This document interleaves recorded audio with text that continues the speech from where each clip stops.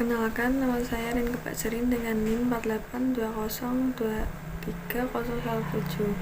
Di sini saya akan menjelaskan tentang perjalanan oksigen dalam tubuh dan penggunaannya dalam mitokondria. Oksigen pada manusia. Oksigen dibutuhkan sebagai bahan bakar untuk produksi energi. Berikut adalah mekanisme bekerja paru-paru dan perjalanan oksigen ke dalam mitokondria. Mekanisme kerja paru-paru. 1. Inhalasi. Ketika kita bernafas, udara masuk ke dalam hidung atau mulut kita dan menuju paru-paru. Difusi. Di dalam paru-paru, oksigen masuk ke dalam aliran darah melalui dinding kapiler yang tipis.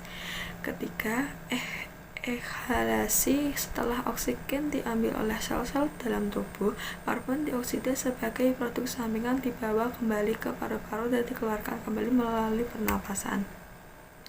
Proses respirasi di paru-paru. Alveoli. Alveoli adalah kantung-kantung udara yang berada di ujung bronkiolus di dalam paru-paru, tempat pertukaran oksigen dan karbon dioksida terjadi. Kapiler darah. Kapiler darah membawa oksigen yang telah diambil dari alveoli ke seluruh tubuh. Di sisi lain, karbon dioksida yang diproduksi oleh sel-sel di dalam tubuh dibawa melalui kapiler darah kembali ke alveoli. Bronkiolus. Bronkiolus adalah saluran kecil di dalam paru-paru yang bercabang dari bronkus dan membawa udara ke alveoli. Fungsi dan peran bagian-bagian jantung. Atrium. Atrium adalah bilik kecil di dalam jantung yang menerima darah dari tubuh dan paru-paru. Ventricle. Ventricle adalah bilik besar di dalam jantung yang memompa darah ke seluruh tubuh dan paru-paru. Katup jantung.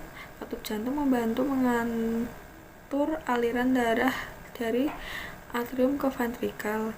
Sinus atrioventrikular bertanggung jawab melepaskan sinyal elektrik yang menyebabkan atrium dan ventrikel berkontraksi sehingga darah bisa dipompa ke seluruh tubuh.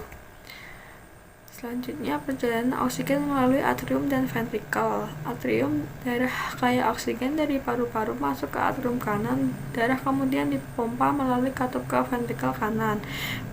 Darah yang kaya oksigen dipompa dari ventrikel kanan ke arteri paru, di mana oksigen terikat pada sel-sel darah merah dan karbon dioksida dibuang.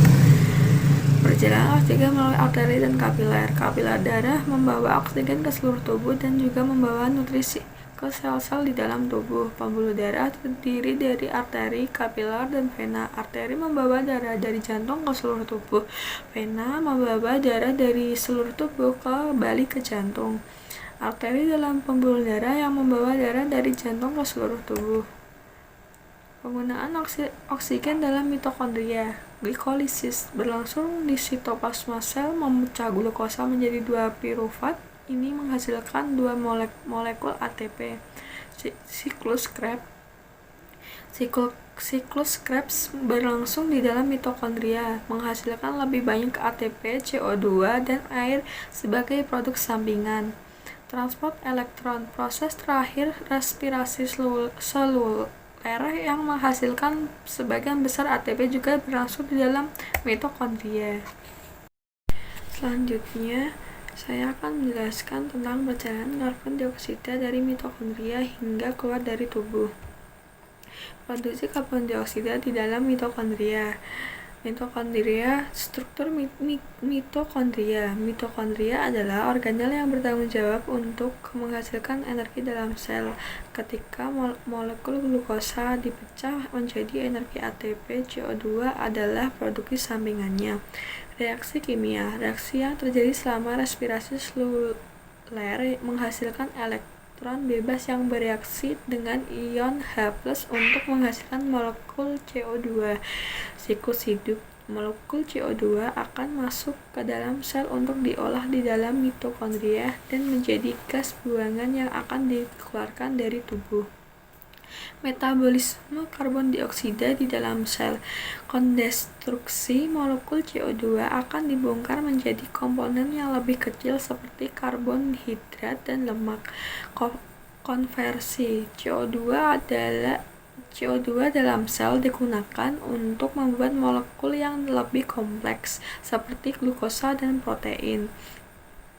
Katalepsis sel menggunakan CO2 untuk menjaga stabilitas pH dan ion di dalam sel. Transportasi karbon dioksida dalam darah. Peredaran darah CO2 berikatan dengan karbonhidrat pada sel darah dan diangkut ke paru-paru. Oksigen bergabung dengan hemoglobin dan diangkut ke seluruh tubuh. Sel darah merah. Sel darah merah mengandung hemoglobin yang mengikat CO2 dan mengangkutnya keluar dari paru-paru untuk dikeluarkan melalui pernafasan. Kontrol pernafasan. Paru-paru berfungsi bagaikan kantung dengan didukung dengan diafragma, melakukan tarikan dan dorongan udara agar pengambilan oksigen dan pengeluaran CO2 terjadi. Pengeluaran karbon dioksida dari tubuh. Peran ginjal. Ginjal memfasilitasi ekskresi asam karbonat untuk menjaga keseimbangan pH tubuh. Pernafasan. CO2 terbuang melalui pernafasan dengan buang nafas. Keringat. CO2 juga dapat keluar melalui keringat dan lapisan tubuh lainnya, namun dalam jumlah kecil.